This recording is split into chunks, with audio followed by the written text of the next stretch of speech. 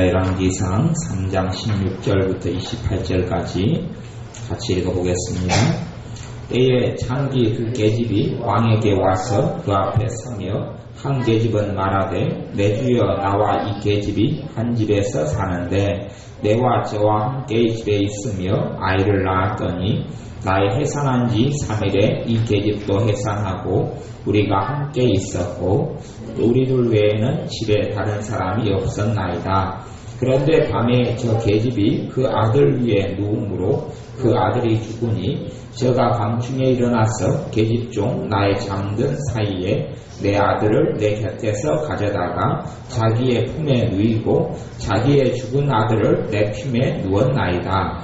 미명에 내가 내 아들을 젖먹이려고 일어나 본즉 죽었기로 내가 아침에 자세히 보니 내가 낳은 아들이 아니더이다 하매 다른 계집은 이르되 아니라 산 것은 내 아들이요 죽은 것은 내 아들이라 하고 이 계집은 이르되 아니라 죽은 것이 내 아들이요 산 것이 내 아들이라 하며 왕 앞에서 그와 같이 쟁론하는지라. 왕이 가로되 이는 말하기를 산 것은 내 아들이요 죽은 것은 내 아들이라 하고 저는 말하기를 아니라 죽은 것이 내 아들이요 산 것이 내 아들이라 하는도다 하고 또 가로되 칼을 내게로 가져오라 하니 칼을 왕의 앞으로 가져온지라. 왕이 이르되 산 아들을 둘에 나누어 반은 이에게 주고 반은 저에게 주라. 그 산 아들의 어미 되는 계집이 그 아들을 위하여 마음이 불붙는 것 같아서 왕께 아뢰어 가로되 청컨대 내 주여 산 아들을 저에게 주시고 아무쪼록 죽이지 마옵소서 하되 한 계집은 말하기를 내 것도 되지 말게 하고 내 것도 되지 말고 나누게 하라 하는지라. 왕이 대답하여 가로되 산 아들을 저 계집에게 주고 결코 죽이지 말라. 저가 그 어머니라 하매 온 이스라엘이 왕에 신뢰하여 판결함을 듣고 왕을 두려워하였으니 이는 하나님의 지혜가 저의 속에 있어 판결함을 봄이더라. 아멘. 솔로몬의 재판 이야기가 성경 열왕기상 3장에는 기록되어 있습니다. 3장의 그 앞에 보면 하나님께서 솔로몬에게 지혜를 주시는 은혜를 베푸시는데 3장 11절부터 그것을 제가 읽어보겠습니다. 3장 11절 12절에 보면 이에 하나님이 저에게 이르시되 너가 이것을 구하도다. 자기를 위하여 수도 구하지 아니하고 부도 구하지 아니하며 자기의 원수의 생명 멸하기도 구하지 아니하고 오직 송사를 듣고 분별하는 지혜를 구하였은즉 내가 내 말대로 하여 내게 지혜롭고 총명한 마음을 주노니 너의 전에도 너와 같은 자가 없었거니와 너의 후에도 너와 같은 자가 일어남이 없으리라. 아멘. 솔로몬은 본래가 지혜로운 사람입니다. 솔로몬에게는 본래의 지혜가 있습니다. 그래서 솔로몬이 이 다윗 왕 자기 아버지가 죽은 다음에 아주 재빨리 이 이스라엘의 정치를 장악합니다. 국가를 재빨리 장악합니다. 그리고 기드온 산상에 와서 1000번제물로 하나님께 제사를 드릴 때쯤에는 이미 나라가 안정되었습니다. 그러니 솔로몬의 지혜가 사실은 원천적으로 굉장히 똑똑하고 지도력 있고 카리스마가 있는 사람입니다. 그리고 그 사람이 이제 이 솔로몬이 하나님께서 무엇을 해주기를 너에게 원하느냐 할 때에 솔로몬이 백성을 재판할 수 있는 지혜로운 마음을 종에게 달라 그렇게 기도하고 주의 백성을 재판하여 선악을 분별하게 하옵소서라고 합니다. 그리고 하나님께서 솔로몬에게 이 지혜를 주시는데 전에도 없었고 후에도 없는 지혜를 주시겠다 그럽니다.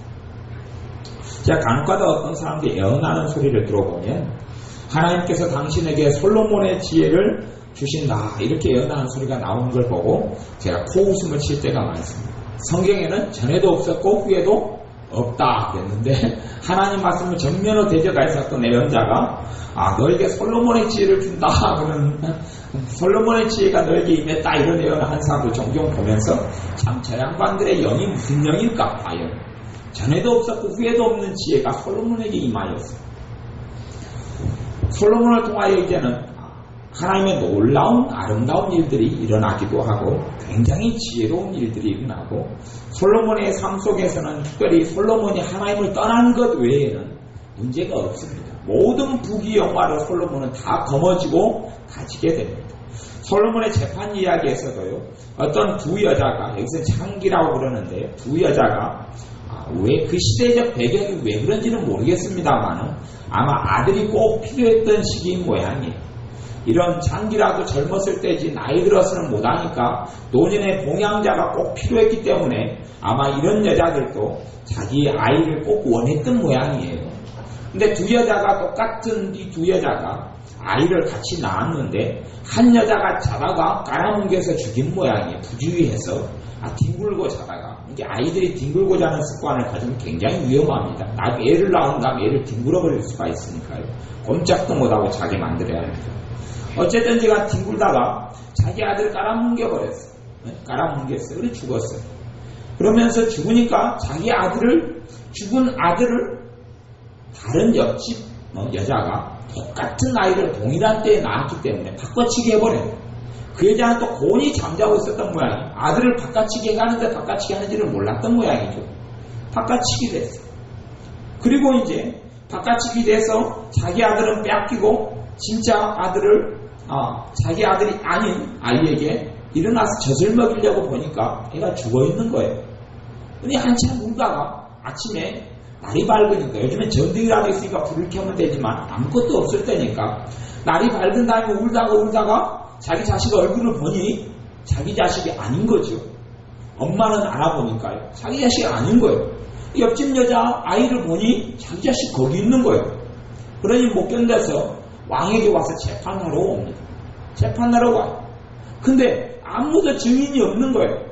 갓난 아이 얼굴을 보고 누가 알아보겠습니까? 어린 때 태어나면 다 그놈이죠. 못 알아보는데 엄마들만 알아보는 거예요. 요즘 같으면 솔로몬 임금이 요즘 같았으면 단순하게 대답을 했을 겁니다. 유전자 검사를 해라. 끝나는데 그 당시 유전자 검사할 수 있는 기계도 없고 아무것도 없어요. 대간제 증거도 없고 증인도 없고 아무것도 없는 거예요. 범인을 밝혀야 되고 이 아이를 서로 자기 아이라고 우기고 주장해요. 누구 말을 어떻게 믿고 따르느냐 말이죠.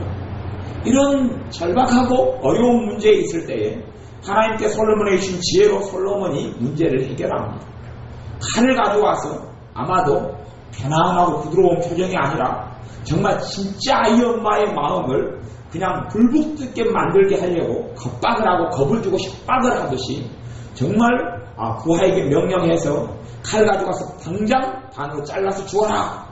그리고 짜증나듯이 이야기했을지도 모르겠어요. 그러니 엄마의 마음이 어찌 되냐 하면 26절에 보면 그 산 아들의 어미 되는 계집이 그 아들을 위하여 마음이 불붙는 것 같아서 너무 초조하고 조급하게 된 거예요. 잠깐만 틈을 줘버리면 자기 산 아이가 반으로 완전히 잘라져서 어느 반쪽이 올지 모르겠어요. 머리끝부터 발끝까지 반으로 아마 쪼개는 거겠죠. 옛날에는 칼로 사람을 찔러 죽이는 전쟁터였기 때문에 칼을 얼마나 잘 갈아놨겠어요.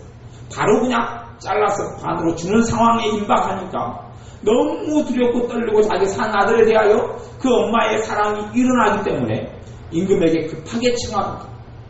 이 아이를 저자한테 주라고. 저자한테 주라고 그러는 거예요. 자기 아들이 죽는 것을 엄마는 못 보겠거든요. 그래 주라는 거예요. 근데 그 아이가 진짜 자기 자식이 아닌 어미는 그때 뭐라고 이야기하냐면 반으로 쪼개 죽여라 그러는 거죠. 거기에서 이제 진실이 드러나고 솔로몬 임금이 판결을 내립니다. 이 사랑에 불붙었던 이 여자가 진짜 어미다. 그리고 그 아이를 진짜 어미한테 주라. 그렇게 판결하고 28절에 보면 온 이스라엘이 왕의 신리하여 판결함을 듣고 왕을 두려워하였으니 이는 하나님의 지혜가 저의 속에 있어 판결함을 봄이더라. 하나님의 지혜가 그 사람 속에 있다. 이렇게 말하는 거예요. 어제 모사 이야기를 했지만 그런 의미에서는 모사의 두 번째 말씀이에요. 두 번째 말씀. 모사는 사람을 조언하고 사람을 세우는 사람이에요. 개정개혁판에는 어제 제가 지략이라고 번역되어 있는데 사실 원어적으로는 지략이 틀린 이야기, 모사가 맞는 예. 모사할 때 사자는 선비사자인데 사람을 빼버리고 지략 그렇게 개정개혁판이 번역했는데 별로 좋은 번역이 아니에요. 해석을 가미해버린 것이고 모사는 진짜 모사예요. 고작 아니고 군사고 그래요. 과거의 전쟁에서는요, 이 모사가 없이는 전쟁을 치르지를 않았어요. 지금은 모사가 없는 시대가 되어져 버렸어요. 오늘 신문을 보았더니 모사가 없는 큰 대형 사건이 2개가 일어난 것을 신문을 보았어요. 어느 시든가요? 경기도 어디시든가요? 군포시인가요? 하여튼 어느 시가 행정을 했는데 다리를 100억대 가까운 다리를 만들었어요. 100억에 가까운 다리를 준공을 했어요. 그리고 이제 40% 공정을 거의 다 해가고 있어요. 그런데 거기에서는 뭐 요트 경지 같은 뭐 이런 어떤 것을 개최하려고 준비 중인 도시예요. 근데 다리가 11.1m밖에 안 돼요. 11.1m밖에 안 돼. 11.6m밖에 안 되니까 이 다리를 거기에서 로트의 덧대가 훨씬 더 초과해버리는 거예요. 그래서 안 되겠다 그러고 중간에 설계를 변경을 했어요. 보통의 공사비가 있으면 설계비만 해도 굉장히 많은 비용을 차지합니다. 뭐 설계비가 제가 옛날에는 설계비가 몇 프로 차지한다고 들었는데 10%까지인가요? 몇 프로 차지한다고 들었는데 기억이 잘 안 나요. 근데 가령은 100억짜리 공사면 설계 비용만 해도 억대는 그냥 넘어갑니다. 근데 설계 변경을 했어요. 변경을 해서 다시는 그렇게 바꾸면서 돈이 좀 많이 들었어요. 그리고 요트 경기하는 전문가에게 물어봤더니 그리고 6m를 높였어요. 6m를 다리를 다시 높였어요. 높였는데 6m를 높이니까 사람들이 6m를 걸어 올라갈 수 있어요. 다리를요. 못 올라가니까 양쪽에다 엘리베이터를 다시 설치하면 돈이 좀 많이 들었어요. 그래가지고 설계를 40% 공정을 했는데 중간에 또 변경을 해가지고 요트 경기하는 사람한테 물어보니까 그것은 요트가 소, 중, 대 요트가 있는데 그때가 그 높이 가지고는 소밖에 통과 못한다 그러는 거예요. 그러면 중요트와 대요트 덧대가 있는 것이 다른 데 통과해야지만이 그 시가 개최할 수 있는 장기 계획을 마련하고 있는 것이 가능한데 40% 공정이 되어버렸어요. 100억짜리 공사. 이것을 다시금 그렇게 바꾸려면 돈이 이제 기하로 천문학적인 돈이 들어가고 다리를 아예 몇 프로 갔다가 이런 다리를 또 만들어야 되고 곧 이런 우리 벌산대기 같이 이런 다리를 만들었는데 그럼 이제 답이 없는 거예요. 아니 우리 같으면 1억짜리 뭘 하나 산다고 그래도 계산해요 안 해요? 이렇게 생각해보고 저렇게 생각해보고 다 생각하는데 100억짜리 짓는데 그런 단순한 자기 시가 뭘 가지고 있는지 자기 시에서 뭘 행하는지 뭘 목적이 있는지도 아무것도 생각 않고 그냥 지었다가 또 설계 변경했다가 돈 그냥 수십억 다시 들였다가 지금 이제 40% 공정 다 됐는데 어떻게 쓰라는 이야기. 그게 오늘 신문에 나왔어. 또 다른 것도 다른 사건 또 있어요. 매일 신문 보면 모사가 없기 때문에 지혜자가 없기 때문에 일어난 일이 얼마나 많은지를 몰라요. 이제 책임도 안 져요. 아무도 책임 안 져요. 아무도 책임 안 져요. 오늘 어떤 외국인 2명이 돈가방을 들고 튀었어요. 5천만원, 6천만원 들고 튀었어요. 오늘인가 어젠가 튀었어요. 들고 튀니까 이 사람이 외국인이 들고 튀었으면 어디로 도망가겠어요? 자기 나라로 도망가요. 이 사람 여행자고 여행자. 여행 왔다가 돈가방 우리나라 돈가방 현금 수령 차량에서 돈가방을 들고 튀었어요. 그러면 자기 나라로 도망갈 거 아니에요? 경찰이 그것을 내비 방조해버렸어요. 방조해버렸어요. 내비둬버렸어요.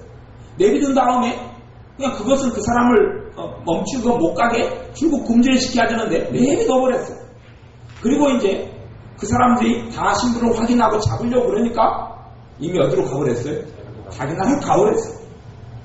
이게 얼마나 어리석은 거예요. 아니 외국인이고 여행객이면 당연히 돈 골랐으면 어디로 갈 줄 알아야죠. 아니 외국에 지금 나라로 도망갈 줄 알아야지요. 잡으려고 이제 하니까 이미 가버리고 없는 게 오늘 신문에 나왔어. 뭐가 없어요? 모사가 없는 거예요. 모사가. 지혜자가 없는 거예요. 그러니 이제 배진한 다음에 차진한 다음에 손을 들어봐야 차는 멈춰줄 줄 몰라도 이런 상황에서 어떻게 해결이 되냔 말이에요. 우리의 삶과 인생에 이런 문제가 굉장히 많아요. 굉장히 많아요. 이걸 아는 지혜로운 솔로몬은 뭘 구합니까? 지혜를 구합니다. 미련한 사람은 지혜가 필요한 줄을 알아요? 몰라요? 미련한 사람이 지혜가 더 필요하다고 알겠습니까? 지혜로운 자가 지혜가 더 필요하다고 알겠습니까? 미련한 사람은 지혜가 필요한 줄을 모릅니다. 지혜의 절박함을 미련한 사람은 몰라요. 하나님의 지혜가 정말로 내 삶에 필요하다는 것을 미련한 사람은 구하지도 않고 요구하지도 않고 모릅니다. 그러니 기도할 때도 미련한 사람은 지혜를 달라고 하나님께 기도를 안 해요. 왜요? 미련한 사람은 항상 생각하기를 자기가 지혜롭다고 생각하거든요. 자기가 지혜롭다고 생각하니까 하나님의 지혜가 필요 없죠. 솔로몬은 지혜로운 사람이기 때문에 하나님께 자기의 지혜로는 안 되는 것을 압니다. 자기 지혜로는 안 되기 때문에 하나님의 지혜를 달라고 기도하고 하나님께서 솔로몬에게 전무후무한 지혜를 주십니다. 그 지혜가 없으면 이런 두 여자가 와서 아들 문제 가지고 누구 자식이냐 문제를 가지고 문제를 내놨을 때에 아마도 솔로몬은 창피를 당하고 수치당하고 말 거예요. 안 되면 성길로 고문을 해라고 그럴 거예요. 어이 엄마 둘이를 고문해라. 증인들 다 섞여도 아무도 본 사람도 없고 아는 사람도 없어요. 여기에서 이제 왕의 권위가 추락하고 하나씩 좀먹기 시작해요. 그런 문제가 일어날 거예요. 하지만 하나님의 지혜가 있기 때문에 무슨 문제든지 처리가 가능해왔던 거예요. 솔로몬 자체가 지혜자가 되었고 솔로몬 자체가 모사가 되었어요. 이 지혜자 솔로몬이 나중에 자기에게 하나님 나누신 지혜로 하나님께서 성경을 기록하게 하셨는데 그 두 개가 하나는 전도서고 하나는 잠언이에요. 솔로몬은 아마도 너무나 지혜로웠기 때문에 나중에는 하나님이 필요 없게 되는 사람, 하나님을 구하지 아니했던 사람. 그래서 하나님께서는 솔로몬과 같은 지혜를 다시는 준다고 그래요? 안 준다고 그래요? 안 준다 그러는 거예요. 솔로몬에게 솔로몬 같은 지혜를 왕창 주었더니 하나님 없이도 살만하거든요. 하나님께 지혜를 받아가지고 자기 지혜로 삼아서 굴리고 살았기 때문에 그래요. 요즘에 은사가 좀 틀려요. 그러니까 성령님께서 우리에게 은사를 주셔도 100% 내 걸로 활용 가능하지 않아요. 은사를 주셔도 내가 성령 충만하고 주님께 맡기고 부탁할 때 그 은사가 제대로 확장되고 역사하고 나타나는 것이죠. 안 그럴 때는 간혹가다가 내가 못되고 악한 사람이라도 내게 주님께서 은사를 주셨으면 꼭 도와야 될 사람이 오면 그때 은사는 활동해요. 어떤 사람이, 어떤 목사님이 자기에게 병 고치는 은사가 있어요.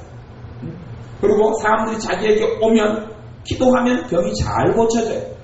아무리 병 고치는 은사가 강력해도 거의 한 많아야 30% 20% 선밖에 제가 안 고친다 그랬어요. 통계적으로. 강력한 병 고치는 은사를 가진 사람이 있어도 역사 이래로 와 있었는데 10명을 기도해도 많이 고쳐지면 2명, 3명 수준이에요.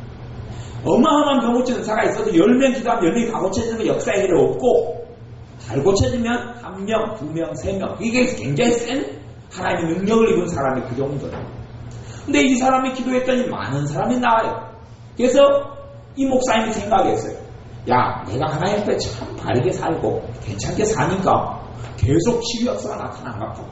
그리고 속으로 혼자 생각하고 있었는데 성령님께서 이 목사님에게 말씀하시기를 뭐라고 이 목사님에게 꿈속에서 말씀하시냐 하면 너가 잘나서 내가 은사로 역사한 줄 아느냐? 너가 내 앞에 바르게 살기 때문에 내가 너에게 은사로 역사한 줄 아느냐? 그게 아니다.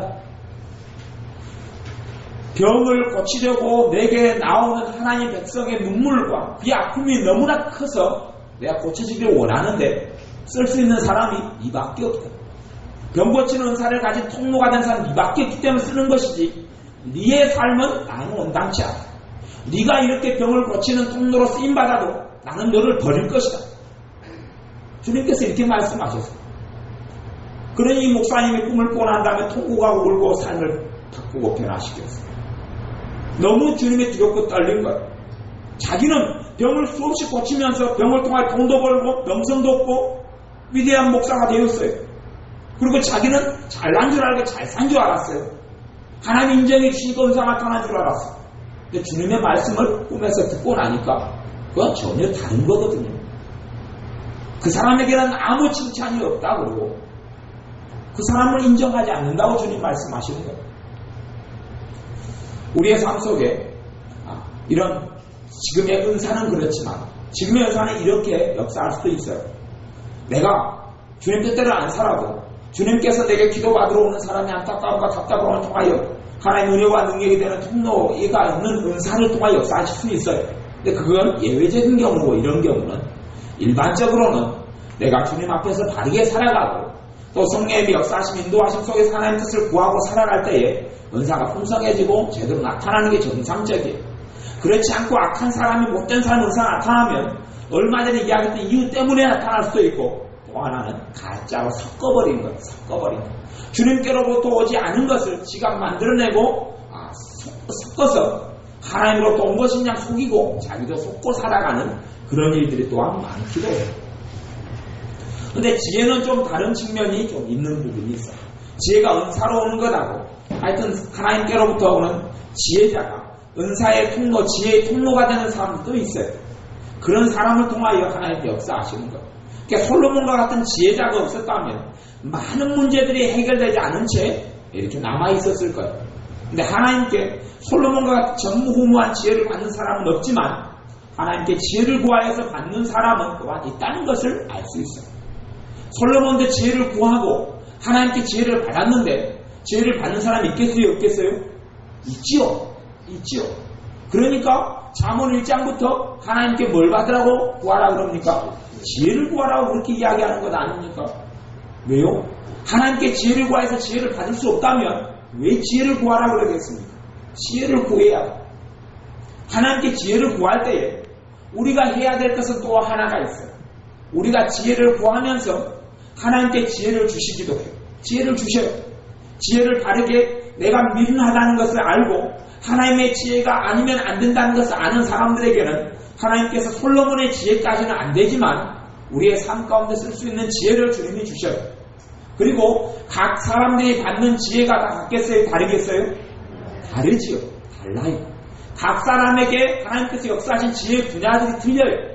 분야가 틀려요. 그래서 사람들 가운데 주님의 뜻대로 살아가고자 하는 사람들이 많으면 내 지혜와 저 사람의 지혜가 틀리기 때문에, 분야가 틀리기 때문에 저 사람이 모사가 되고 내가 저 사람의 모사요, 저 사람이 나의 모사가 될 수 있는 거예요. 뭘 받은 사람들이요? 하나님께 지혜를 받은 사람들. 지혜를 안 받은 사람들, 미련으로 꽉 찬 사람들에게 조언을 구하면 무엇이 튀어나오겠습니까? 미련이 튀어나오죠. 무식으로 꽉 찬 사람들에게 조언을 구하면 뭘로 튀어나옵니까? 무식으로 튀어나와요. 이건 공부를 많이 했느냐 안 했느냐하고 상관이 있어요? 없어요? 상관없어요. 솔로몬이 대학을 나왔겠습니까? 그런 것하고 상관이 없는 거예요. 하나님께 지혜를 구하는 것은 하나님께서 똑똑한 사람에게 지혜를 주시겠습니까? 구하는 자에게 주시겠습니까? 구하는 자에게 주시는 거예요. 구하는 자에게 하나님의 지혜를 주시는 거예요. 하나님께로부터 지혜가 왔다 그래서 자기가 모든 부분에 지혜롭다고 생각하는 사람은 또 또한 미련한 사람이에요. 지혜가 와도 하나님은 사람을 다 신뢰하지 않아요. 사람을 사랑하시지만 사람을 신뢰하진 않아요. 신뢰하지 않기 때문에 하나님의 것들을 함부로 사람들에게 맡기지 않아요. 사람을 시험합니다. 교회의 직분자를 세울 때에 하나님께서는 사도 바울이 디모데에게 주는 말씀을 통하여 어떤 사람을 직분자로 세우라고 꼭 이야기하냐면 일꾼으로 세울 때에 뭐 해보고 세우라 그래요? 시험해보고 세우라고. 사도 바울이 디모데에게 시험해보고 교회 일꾼을 세우라. 시험해보고 하나님의 일을 맡길 사람을 세우라고 해요. 그러면 그것이 성경이고 하나님의 말씀인데 하나님은 어떤 말씀, 어떤 방식으로 하나님의 일을 맡길 사람을 세우신다는 이야기입니까? 시험해보고 세우죠. 하나님은 아무나 하나님이 일하는 자리로 세우지 않습니다. 시험해보고 그 시험에서 뭐한 사람이요? 통과한 사람이죠. 시험을 통과한 사람. 시험을 통과하지 않은 사람에게 하나님께서는 하나님의 일을 맡기지 않아요. 그 수준밖에는 주지 않아요. 하나님은 시험에 아무리 내가 나를 볼 때 괜찮다고 착각할지 몰라도 하나님은 사람을 시험해보고 그 시험에 그러니 하나님 말씀에 시험하고 일을 맡기라고 그러죠. 왜? 하나님께서 그렇게 하시기 때문에 그래요. 하나님은 사람을 테스트하기 전에는 사람을 쓰지 않습니다. 자동차가 잘 만들어졌는데 그 자동차가 테스트해보지 않고 자동차를 시판하지는 않습니다. 무슨 일이 벌어질지 어찌 알고요? 이미 자동차가 새 차로 나와도 다 시험해보고 다 테스트에 통과한 다음에 잘 굴러가고 잘 달리기 때문에 그 차를 대리점으로 옮겨서 파는 겁니다. 하나님께 사람을 쓰실 때도 반드시 테스트해봐요. 하나님의 테스트가 꼭 있어요. 그러니 사람을 세울 때 테스트하라고 해요. 요즘에 제가 빌 하이게스 윌로크릭 커뮤니티 교회 목사님의 리더십 관련된 책을 한 권을 읽고 있는데, 넥시엄인가 뭐 그런 책인데, 엑시엄 뭐 이런 책인데, 그 책에 보면 이 목사님이 자기의 사역 동안에 여러 가지 어려움을 당한 일들을 이야기하면서 거기에서 얻는 자문 같은 지혜를 전해주는데, 이 목사님이 가장 큰 어려움을 당했던 가장 중요한 것 중에 하나가 뭐라고 하냐면, 일꾼을 세울 때, 중직자를 세울 때 시험하지 않고 세워서 큰 환난을 많이 당했다고. 시험하지 않고 세워서 큰 환난을 많이 겪었다고. 저도 목회나 삶을 생각해보면 사람들이 시험하지 않아서 그런 어려움을 겪은 적이 많이 있어요. 시험해봐야 되는데 그냥 믿고 다 내 마음 같아서 다 믿을 수 있겠거니 생각했는데, 그렇지 않아서 큰 어려움을 많이 겪은 적이 있어요. 사람을 시험해보지 않았기 때문에 그래요. 근데 빌 하이베스 목사님 같은 경우도 사람을 시험해보지 않아서 큰 어려움을 많이 겪었다고 해요. 그러면서 하나님의 말씀이 진리인 것을 알게 되었대요. 꼭 시험해보는 것을. 그래서 지금은 그런 시행착오가 거의 없대요. 왜냐하면 시험해본대. 그래서 어떻게 이분은 어떻게 사람을 시험할까? 어떻게 시험할까? 이렇게 생각해봤더니 이분은 시험하는 방법이 많이 변해왔다고 그래요. 근데 요즘에는 그렇게 시험한다고 그래요. 중직자로 일을 맡기기 전에 사람들 데리고 5박 6일 또 일주일이고 여행을 간대요. 같이 여행을 간대요. 여행 가고 때로는 어떤 건설 현장에 데려가가지고 같이 건축일을 한대요. 건축일을 하면 거기에서 그 사람 성질이 드러나고 인격이 드러나고 신앙이 드러나고, 거기에서 이 사람이 정말 신뢰할 만한 사람인지 확인하게 된대. 어떤 사람은 다 건축일이 끝난 다음에 이 목사님들 참여해서 보는데, 같이 참여하고 보는데, 자기가 힘든 가운데서 다른 사람이 쓸 물을 준비하고 샤워할 준비하고 해주는 사람이 있고, 그냥 자기 일도 제대로 안 하고 빈둥빈둥 하다가 남이 해주는 걸 누리는 사람이 있고, 골고루 있대. 거기에서 이제 지도자로서 중직자로 쓸 사람과 안 볼 사람을 골라낸대. 그래서 그것이 많이 변해왔다. 건축으로 데려가고 여행도 가고, 어떨 때는 요트 타기로 데려간대. 바다로 가서 요트 타다 보면 그 사람의 인품과 신앙과 성격이 다 드러난대. 같이 잠을 자고 같이 그것이 한 3일 4일 지나다 보면 숨기려도 숨길 수가 없다 그래요. 거기에서 사람을 확증한다 그래요. 그 다음에는 사람 때문에 겪는 고통은 거의 없다고. 요즘에 순천에 어떤 교회 큰 교회 목사님이 큰 어려움을 당해서 몇천 명 되는 교회를 지금 사임해버리고 이제 다른 교회로 개척을 해서 나와버렸고, 교인들이 지금 700명이 한번 떨어져서 개척을 시작했다고. 근데 그 목사님 같은 경우도 교회에 큰 어려움을 많이 겪고 살았는데, 수천 명 되는 교회에도 너무나 큰 지옥 같은 고통을 한 10여 년 가까이 겪고 살았어요. 교회에만 오면 지옥에 들어가는 기분으로 사셨어요. 그거 직접 그 목사님 저한테 하는 이야기를 제가 들었어요. 그래서 결국 못 견디다가 이번에 목회를 그만두고 나오셨는데, 마침 교인들이 같이 다 많이 700명이 나와서 교회를 개척을 시작했다고. 근데 왜 그분의 삶에 그런 큰 환난과 고통이 찾아왔냐면, 문제는 정확한 거예요. 그분이 중직자들을 세울 때 시험해보지 않고 세웠거든. 장로님들 세울 때 시험해보지 않고 세웠거든. 시험해보지 않고 세웠어요. 시험해보지 않고 사람을 세웠어요. 그렇기 때문에 가장 큰 어려움이 그 사람을 통하여 중직자와 장로님들을 통하여 왔어요. 그리고 다른 어떤 목사님 한 명이랑 짝짝꿍돼가지고 어마어마한 가치에서 공격을 많이 했어요. 그러니 목회를 하고 사는 것이 지옥이에요. 순천에 있는 목사님인데 집회를 갔다가 순천 지역만 들어오면 일단 지옥이 시작된다. 말로 다 할 수 없는 고통이 시작된다고 이야기. 사람을 세울 때 시험해보지 않았기 때문에 하나님 우리를 시험합니다. 그래서 맡길 만한 사람에게 하나님의 지혜가 와요. 그걸 아셔야. 솔로몬같이 하나님의 지혜가 왔을 때 하나님을 모른다 그러고, 내 지혜로 이런 일을 했다 그러고, 하나님의 공을 가르치는 사람들이 얼마나 많겠어요. 하나님의 지혜를 주시고 하나님의 은혜를 주셔도 나중에 하나님을 배반하고 배신하고 배교하는 사람들 많아요. 그럼에도 주님은 맡기시긴 하지만 최소한의 시험들을 하시고 테스트를 하셔. 하나님의 것들을 맡기실 때 아무나에게는 맡기지 않아.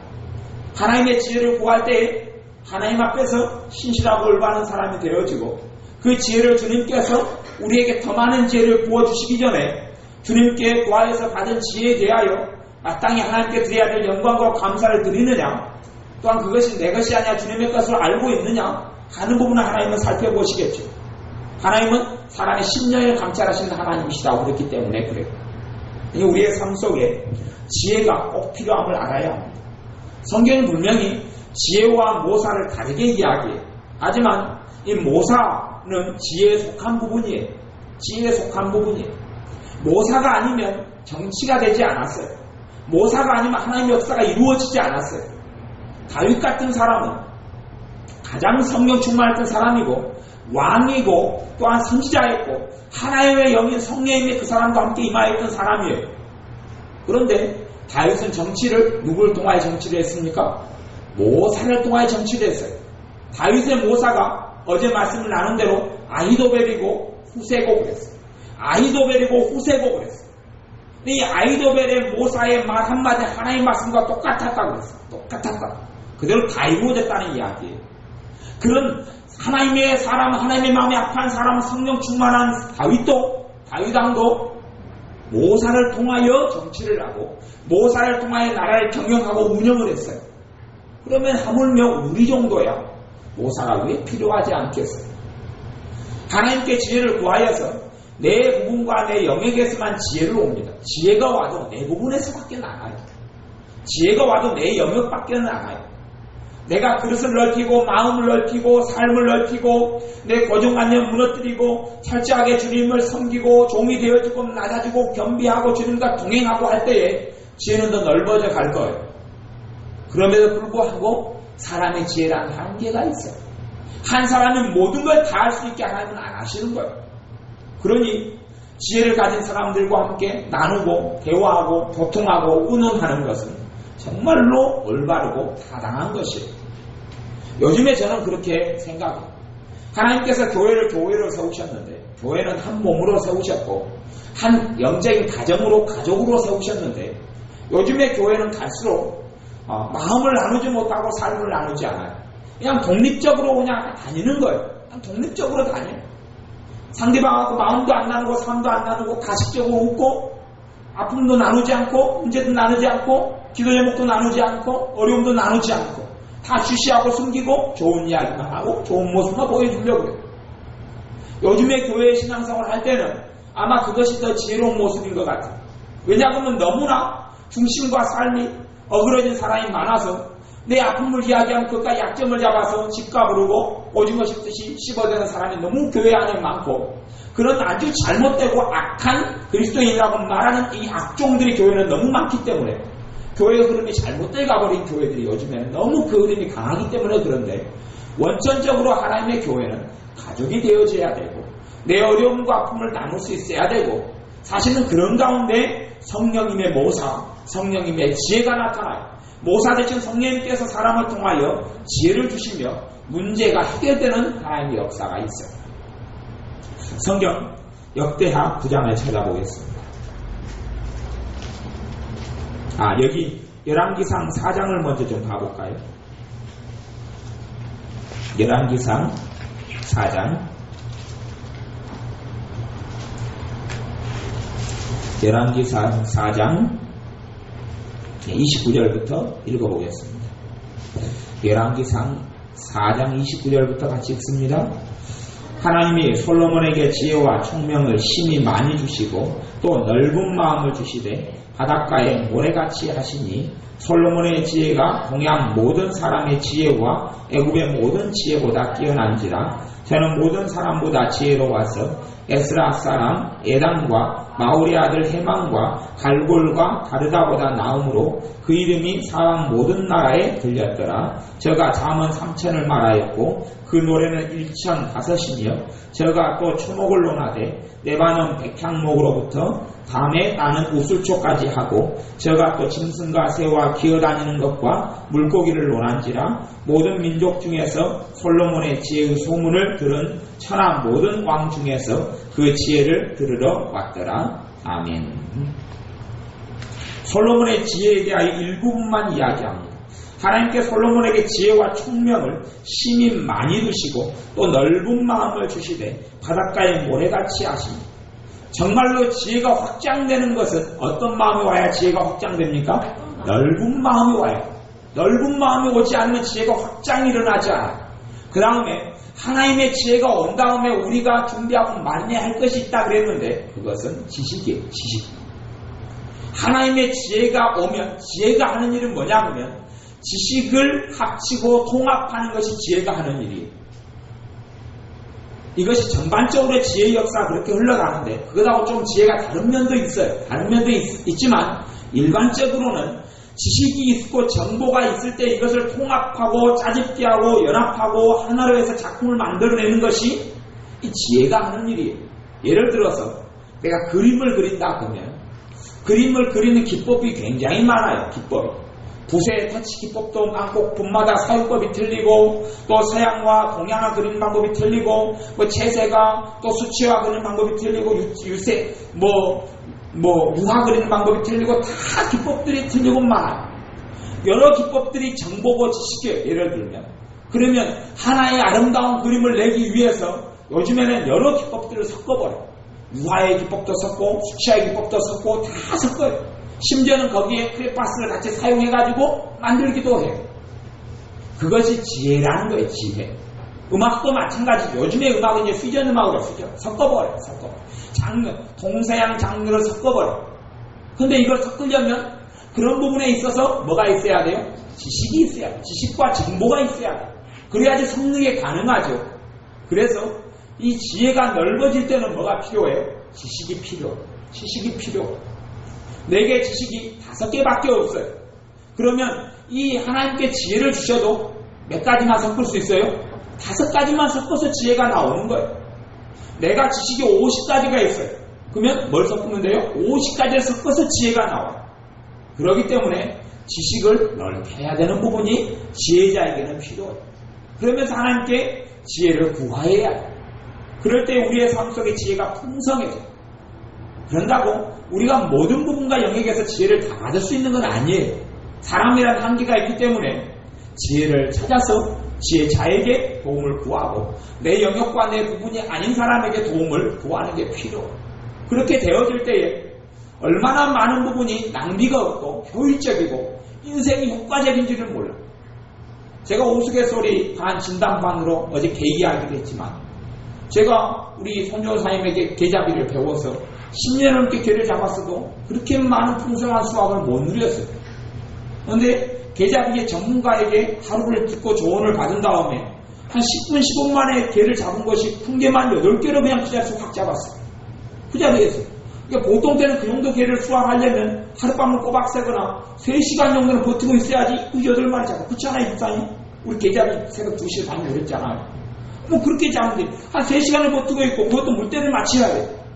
물때를 맞춰야 돼요. 근데 전문 계자비 이야기 들으니 그렇게까지 한 바퀴 기다릴 필요가 없는 거예요. 새벽까지 기다릴 필요가 없어. 일찍 와서 훑어보면 그걸 딱 끝나는 거예요. 그러니 가보세요. 그분의 전문가에게 지혜와 조언을 구한 것하고 안 구하고 10년을 산 세월이 얼마나 차이가 많은 거예요. 얼마나 차이가 많아요. 아마 그걸로 이 전문가에게 지혜를 구하려서 했으면 얼마나 세상이 재밌었겠어요. 오늘 제가 또 그래서 개를 잡으러 가야 되는데 얼마나 재밌었겠어요. 아마 게장만 담아도 우리 교회는 꽉 채울 정도로 10년이면 다 했었겠어요. 그리고 옛날에 개가 훨씬 많이 잡혔대요. 그러니 얼마나 그냥 다 눈에 보이는 게 다 개였대요. 10년 전에 5년 전에 그랬대요. 얼마나 이 억울한 세월을 많이 보냈어요. 왜냐하면 지혜자에게 지혜를 얻지 못했기 때문에 그러는 거예요. 그러니까 이것은 단지 우스갯소리로 반응하는 거지만 우리의 삶 속에 그런 영역이 없다고 말할 수도 없어요.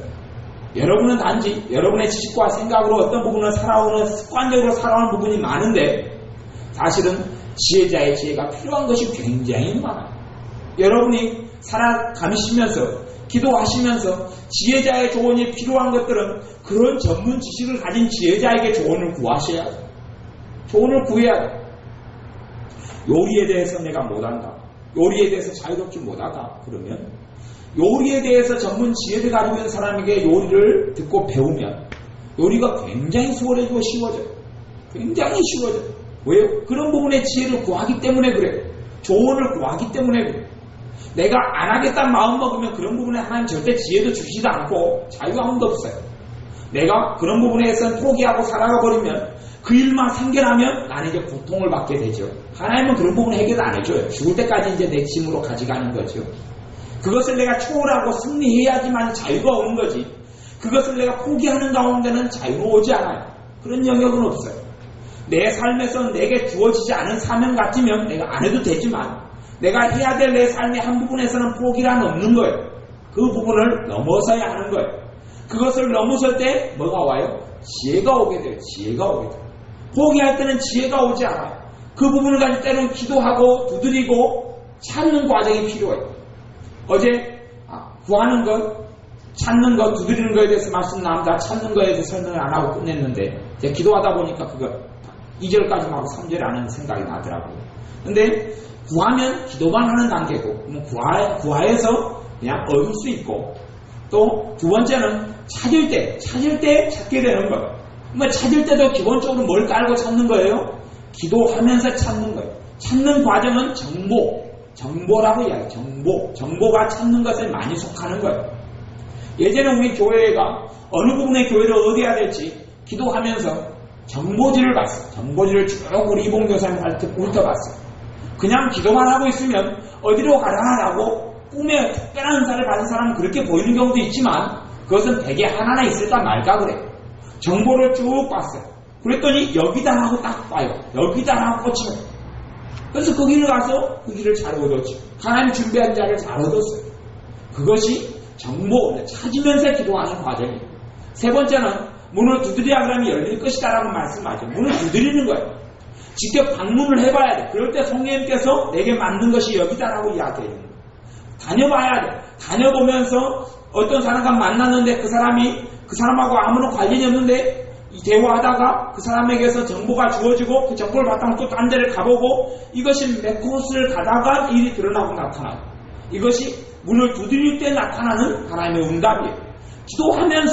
기도하면서 안 되면 기도하면서 찾는 과정을 해야 되고 기도하며 찾는 과정에서 안 되면 기도하면서 뭘 해야 돼요?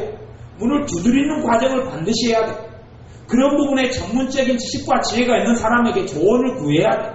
조언을 구하고 이야기를 하고 도움을 구하고 어떻게 했으면 좋겠느냐 문의를 하고 이렇게 냈을 때에 우리는 정말로 쉽고 수월한 길을 갈 수 있어요. 그래서 삶 가운데 지혜자는 굉장히 많아요. 꼭 믿는 사람만이 지혜자가 아니에요. 내가 자동차에 대해서 어떤 조언이 필요하다 그러면 뭐에 대한 지혜자를 찾아야 돼요?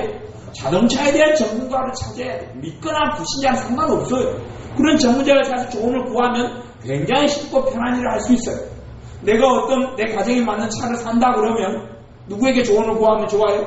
차를 전문적으로 아는 사람에게 구하면 어디 부분엔 장점이 뭐고 어느 차는 단점이 뭐고 어느 차는 뭐에 좋고 하는 걸 다 이야기해주고 그에 맞춰서 내 삶에 꼭 필요한 차가 무슨 차라는 걸 알게 되는 것처럼 그런 지혜자들을 삶 속에 많이 찾고 그리고 지혜가 필요한 일을 내가 정말 믿는다는 걸 인정하고 사람을 통하여 역사하신 하나님의 말씀을 들을 때에 우리의 삶 속에 아름다운 열매가 맺히고 어렵고 힘들고 고통스러운 길이 아니라 편하고 수월한 삶을 살아가게 됩니다. 기도하겠습니다. 아버지 하나님, 우리가 스스로 지혜롭다고 생각하여서 스스로 내 생각으로 삶을 다 헤쳐나갈 수 있다고 생각하여서 주님께 내가 결론을 내려놓고 기도하고 주님께 또한 지혜를 구하지 아니하였음을 고백하며 회개합니다. 우리가 지혜를 구하는 지혜로운 자들이 되게 하여 주옵소서.